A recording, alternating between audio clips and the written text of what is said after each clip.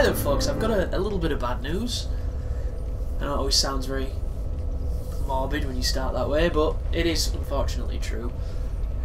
Aiden has been wanting my PS3 for a while, so he picked it up a couple of weeks back so he could play The Last of Us and a few other games, and he still has it. So the reality struck me the other day that I will not be able to make a live playthrough of Bloodborne, of course I will, fuck that, of Demon Souls, sorry, before Bloodborne comes out. Bloodborne comes out in about 22 days, something like that. And it sounds like a long time, and it is quite a long time in the grand scheme of, you know, making every minute/hour count, but I'm in no rush to get the console back from him. He's enjoying it, and thus I'll probably just do something else / focus on finishing up what's already started. Because on the 10th, which is very close now, there's a ton of projects that are going to be beginning, and they're all going to be taking precedence over the ones that are currently running. So it'll be good if I can get some of this, you know, cleaned up. Oh my goodness, I forget the frame rate in this place on console. So somebody left a pretty funny comment. Crystal Lizard! And I missed! It's like Dark Souls all over again. Dark Souls 2. I'm not running down there because that is very dangerous. There should be a fella just here. Yeah. He gave me issue, this guy, once upon a time. I've only got 3 flasks. I must not have sat at that bonfire. When this game first came out, the Prepare to Die edition on PC, I picked it up, and Epic Name Bro was having one of those challenges. If you don't remember Epic from when he first, you know, really blew up on YouTube, he blew up off of a live playthrough of Dark Souls because he was pretty much the only dude who wasn't Japanese covering it, because it was only out in Japan, and of course he managed to get a copy. Wow, has that changed? I can't remember the ghosts aggroing at that distance. It's probably just my unfamiliarity of where we are. And he used to do these challenges that he would put out to his subscribers and what have you to try and do. And I didn't know about Epic Name Bro when he first did his original challenges, but he did ones for Prepare to Die edition as well. And of course I knew of him then, because just like everybody else, once you get into Dark Souls, you immediately check out like every single Dark Souls playthrough you can find on the internet, and you end up watching all of it, just experiencing all these different ways to play, all these different opinions, and that was not very good. There we go. So I knew of him, and his challenge was, I think it was the challenge of Calamitous Intent. And it was, you had to beat Manus while wearing the Calamity Ring. So compared to some of his other challenges, if you know of the older ones, it was a pretty easy one in the grand scheme of things. And I entered it. Not that there was like a competition or anything, it was just, you know, send your footage forward. And I think I did it with the Great Scythe, which was before he made the Great Scythe video, so, you know, if you think about it that way, I actually inspired Epic Name Bro to realise what the greatest weapon in the game was. And no, I sent him my clip. It was a pretty interesting fight. And I think I just made a video very similar to that before it, but because I wasn't wearing the Calamity Ring, I wasn't able to enter it. And I also got a magic kill of Manus, which I don't really think kind of counts, because I like two-shot him. It was amazing. But I sent him that anyhow, and it was this fight that you are about to watch, which I have not done for a very long time. And it was the birth of the Pimp Walk, which people should remember quite fondly. So let's just watch him a little bit, just try and remember the... Come in. So my weapon's going to be tricky here. Wow, that's faster than I remember it being. Can I get a cheeky heal? Yeah, Darkwood Grain Ring is so powerful, dude. This should work. So his damage is not life-changing, but it's okay. Can probably risk a second hit, but I want him to screech. That's his uppercut. I can punish all these moves, by the way, folks. I'm just kind of in a more, you know, we'll just watch him a little. We'll David Attenborough him a little bit. It does go slower. He's got one of those Dark Souls 2 fucking pick your own speed moves. I love you, Manus, you're a bro. I hate that word. But this guy is a brother. He's a damn sight more impressive than some bosses. Like, I just think everything about him is... That's the scream. In comes the Mike Tyson. And the big jump. And then the lazy punish. Yeah, my punishes are real slow, guys. It's really funny. I've been playing a lot of Street Fighter, as you know. And when I get better at punishing on Street Fighter, I get worse at reacting on other games. It's weird. Like, I thought it would make me better in these games, but it doesn't. It's like a completely different skill. It's very strange. Because Street Fighter to me feels really fast. I don't know why. Like, it's not as fast as some games I've played, but it just kind of really does. It feels like you've got to be super quick, especially with lag. Because, of course, did not want the flip, but I got it. I'm dead. I'm not dead. Oh, that was weird.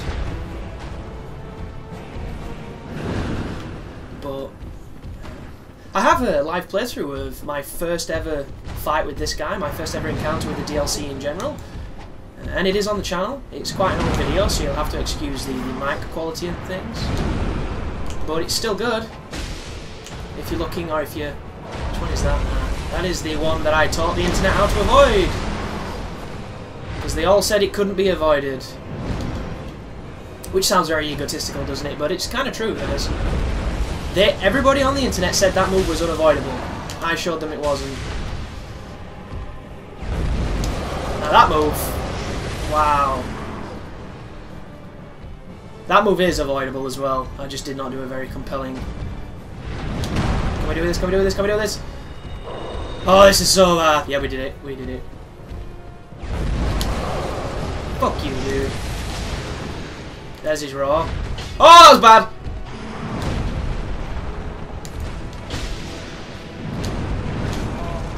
Oh god, oh god. It doesn't do as much damage as you think it would do, but he fucking flame lurkers you, which is nonsense. And if you don't know what flame lurking you is, it's when a boss does a move that stun locks you. Because the flame lurker, I'm sorry, when that motherfucker puts you into a stun lock and then knocks you on the ground and then hits you on the ground, like Manus literally just did, it's kind of bullshitty. And I will always think it's kind of bullshitty. Pimp. And pimp again? No pimp? There it was. Oh my goodness, that's a counter hit. Whoa, dude! Did you hear that? Please tell me you heard that. That was so good. No, but I can remember the day the game came out.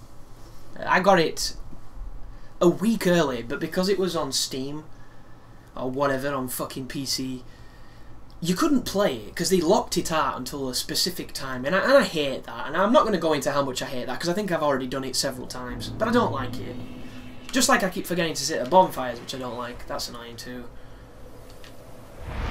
Can we warp to where we just were? Oh my god, I'm gonna have to go through that awful gauntlet again.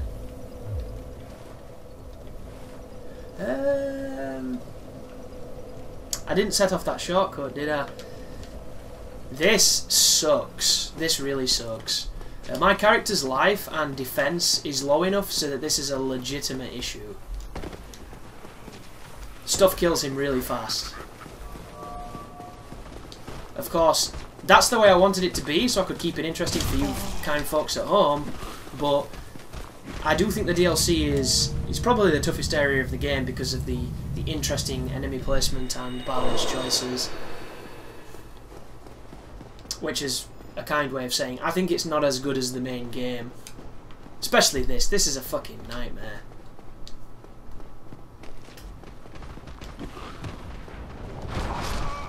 Just like that. Press B again, but I got notes. I don't know why. Very bizarre. So what I'm going to do here, guys, is I'm going to do an edit where we're back at that bonfire and we can fight Manus again, because I don't want to do this.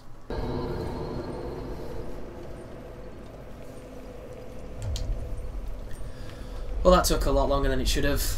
I just got killed like 2 times then. Once, the two runny guys did attacks at the same time. That running attack they do that's very fast.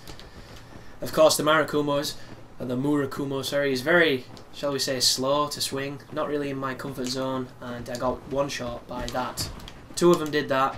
That's all it took. Yeah. I definitely feel that this weapon is really good at PvP, but in PvE, I think you've got to stack armor, stack some poise, and then you'll probably have a lot more success with it. But that's a playstyle that I've never really liked, and the only real slower weapons that I do enjoy in PvE, as far as like this. Oh, thank you a lot. I'm dead. Yep, there you go. That's what she did to me before. The weapon just swings too slow. You get no priority at all. The frame advantage is on them, and she just dark beated me, which is incredibly dangerous. But the only slow weapon that I do enjoy in PvE is the hammer, because the hammer is deceptively fast. The hammer and the Black Knight weapons. Like, a Black Knight weapon is a weapon that when you hit something with it, it dies. This can be that way, this weapon, the Kumo, but it's not quite that way at the moment. And it's just the unnecessary like, it's so long. And it don't look like much, and sometimes it isn't, but it can become an issue. So if you're having trouble with slower weapons when you're playing Dark Souls, it's not your fault. The game is quicker in a lot of areas, you know, than most of the slower weapons. More so in the DLC. I think the DLC is definitely a step up from everything else we've seen. See what I mean? Like, she fires so much faster than I do.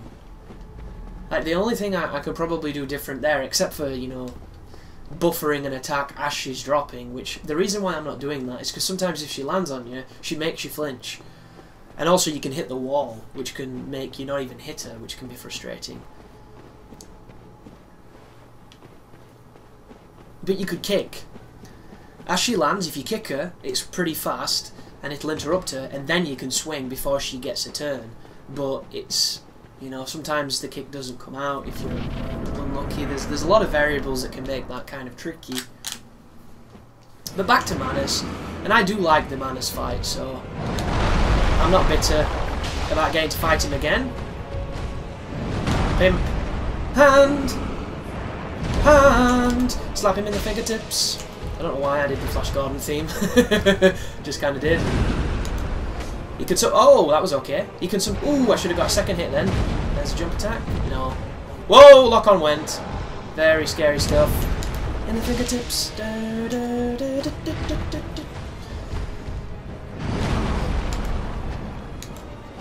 But a lot of people have been really enjoying this playthrough, and I'm happy about that, because I love Dark Souls. I think it's clear. Even when I'm having a rough time, it's my fault, and I can't get that mad, you know. I just got... Ah, that's bad. Yeah, I needed to dodge a little bit later than I did. You have to do the last possible instance with that move. Oh, this is that weird one, isn't it? Oh! Shit. Wow. I don't know if I've ever been killed by that. I have today. This is a little bit reminiscent of when I was going for that clip for those Epic Name Bro videos.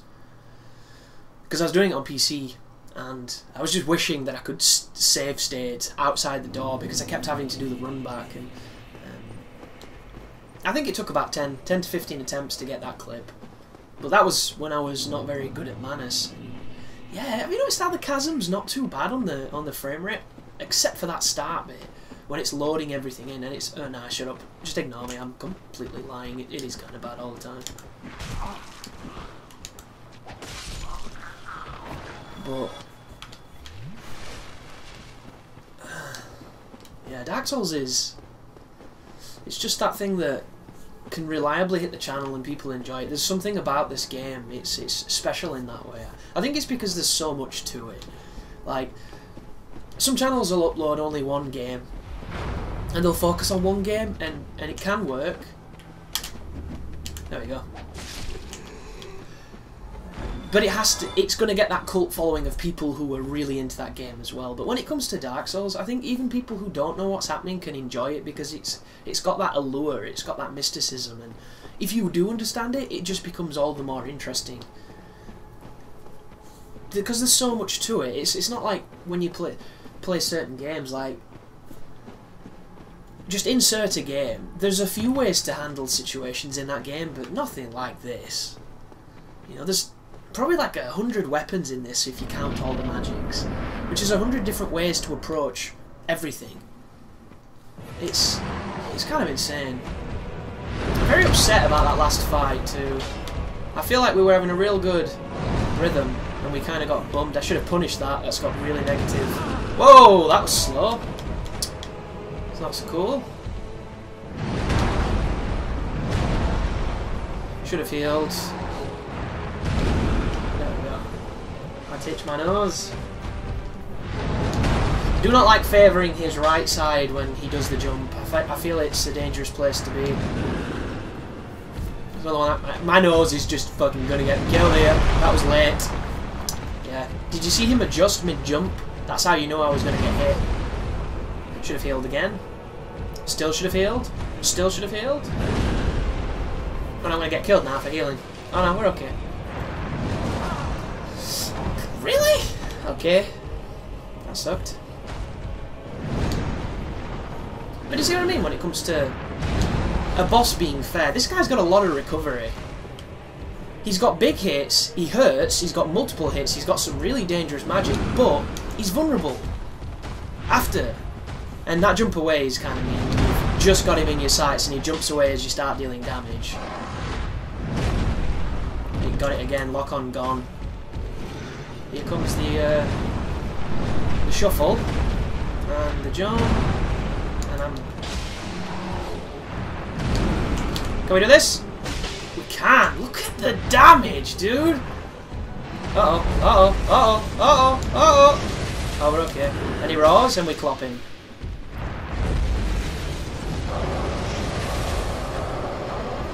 Cannot believe. Oh my God! Get close! Get close! Oh! Alright, I missed. Stop being a dirty bastard now and play right. Thank you. I could look at the punish though. See what I mean? Games don't let you punish the way that this boss is letting me punish. And I'm not punishing him because I'm kind of rusty on him, but still, like, my brain knows it. My reflexes don't. If you look at the time, you had an eternity. This is a perfect boss, I think. He has everything going for him. He has a ton of different options. Like, this is what boss design is for me. I'm not a big fan of that, but jump. That's, I think, what frustrates me when I go back to Dark Souls 2 the most. Like, even the bosses that look really cool are generally just lacking. And I know it's cool to rip on Dark Souls 2. I still think it's one of the best games ever made on that generation because I had so much fun with it. But that boss, he killed me then twice. And I'm okay with that. Completely okay with it because it was all me. You know, I've played games in the last week where I've died and it's been nothing to do with me. And I think that's why I love it so much. Because the only people who blame Dark Souls are the people bad at Dark Souls. And I don't mean in the situations where the game is at fault, because there are those moments. There are those moments with most games. Like, in that Manus fight, was it the first one? If I'm going to try and heighten the microphone a little bit, and I can swear to Christ, even though I don't even believe in the guy, that I pressed that. And I hope you can hear it. And I must have just dodged at the exact frame that he hit me, and that's why I didn't survive. I always resented this.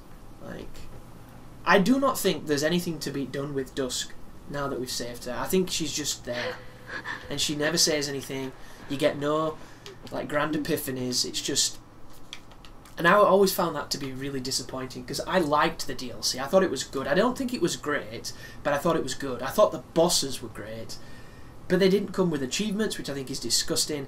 And all the story that I thought we'd get, we kinda didn't. There was the mushroom lady who was super story driven, and then we get to Dusk finally, and we know nothing other than the dialogue that was originally in the game, so I always felt that that was a little bit lacking. Like Manus, the Father of the Dark, or Father of the Abyss, so cool. He is the guy who created Nishandra. We just created Nishandra, I think, if that's the way I am to be believing it. The broken off shards of this guy created those creatures.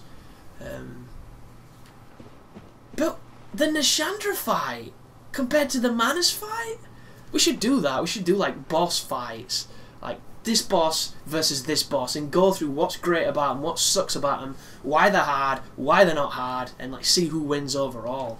Like, can you imagine how badly Nishandra would fare in a boss off? She would get mauled by Manus. That fight is beast. All he needs is one of those purple pimp hats from Saints Row, and that guy would be legit. I can swear to Christ that I pressed that, and I hope you can hear it.